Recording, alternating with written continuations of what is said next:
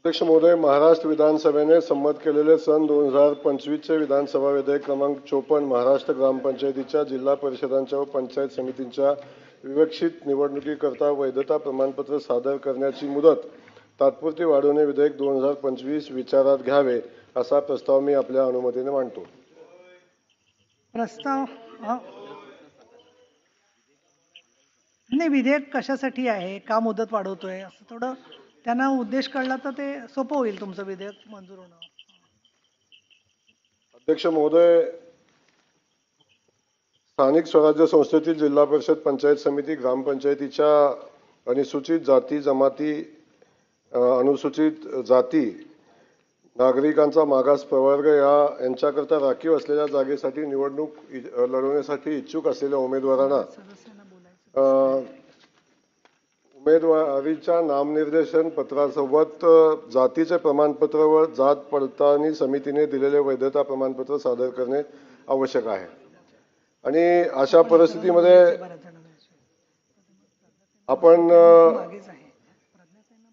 ग्रामपंचायतीच्या निवडणुका झाल्या आणि त्या निवडणुका झाल्यानंतर जात वैधता प्रमाणपत्राला आपण 1 वर्षाची पहिली मुदत दिली होती सादर करण्यासाठी आणि दिलेले असताना त्या 1 वर्षाच्या कालखंडामध्ये अशा अनेक ग्रामपंचायतीचे सदस्य आहेत, त्याची संख्या जवळजवळ सन 2022 नंतर राज्यातील सुमारे 12,155 ग्रामपंचायतीच्या सार्वत्रिक निवडणुका झाल्या व 2,068 ग्रामपंचायतीच्या पोटनिवडणुका पार पडल्या आणि या निवडणुकामध्ये एकूण 45,168 इतके सदस्य हे राखीव प्रवर्गातून निवडून आले आहेत।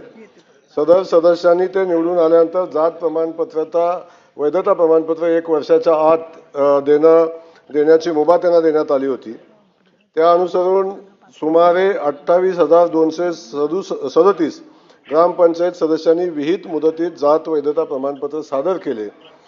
जात पडताळणी समितीकडील कामाचा व्याप विचारात घेता आणि पडताळणी समितीकडून उर्वरित 17,863 सदस्यांचे जात वैधता प्रमाणपत्र मिळण्यासाठी अजून विलंब झालेला आहे। सदर सदस्यांनी विहित मुदतीत जर जात वैधता प्रमाणपत्र सादर केलं नाही तर त्यांचं सदस्यत्व जातं।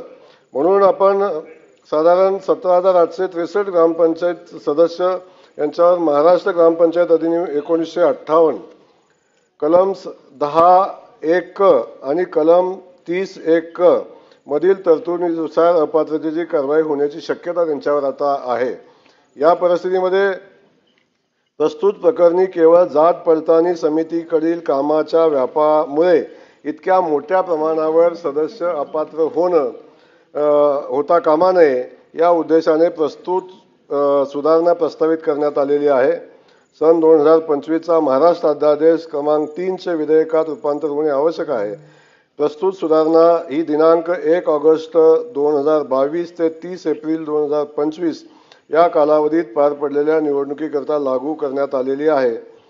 जात पडताळणी समितीकडे जात वैधता अर्ज प्रलंबित असलेल्या 17,863 सदस्यांना जात वैधता प्रमाणपत्र सादर करण्यासाठी पुनश्च 12 महिन्याची मुदतवाढ देण्यात येत आहे। 22 ते 25 संबंधित सदस्यांनी विहित मुदतीत जात वैधता प्रमाणपत्र सादर न केल्यास त्यांच्यावर अपात्रतेची कारवाई प्रस्तावित करण्यात येईल। अध्यक्ष सभापती महोदय, ज्या सदस्यांना जात वैधता समितीनं वेळेत जात पडताळणी प्रमाणपत्र दिलं नाही अशा सदस्यांचं याच्यातून सदस्यत्व जाण्याची शक्यता निर्माण झाली किंवा जाईल अशी परिस्थिती निर्माण झालेली आहे। केवळ जात पडताळणी समितीनं वेळेत प्रमाणपत्र दिलं नाही म्हणून अशा सदस्यांची सदस्यत्व जाईल म्हणून आपण या जात पडताळणीसाठी आपण आणखीन 12 महिन्याची मुदत वाढवून देण्यासंदर्भातलं आपण बिल सभागृहासमोर सादर केलेलं आहे। माझी विनंती आहे, 17,000 जवळजवळ 17,500 सदस्यांचं सदस्यत्व जर हे विधेयक आपण पुढे घेऊन गेलो नाही, त्याला मुदत दिली नाही तर त्यांचं मागणी पण आहेच, अनेक सदस्यांनी सगळ्यांचीच मागणी आहे। जर हे बिल त्यासाठी या बिल तातडीनं मंजूर होणं आवश्यक आहे म्हणून सभागृहासमोर आपण हे बिल प्रस्तावित केलेलं आहे।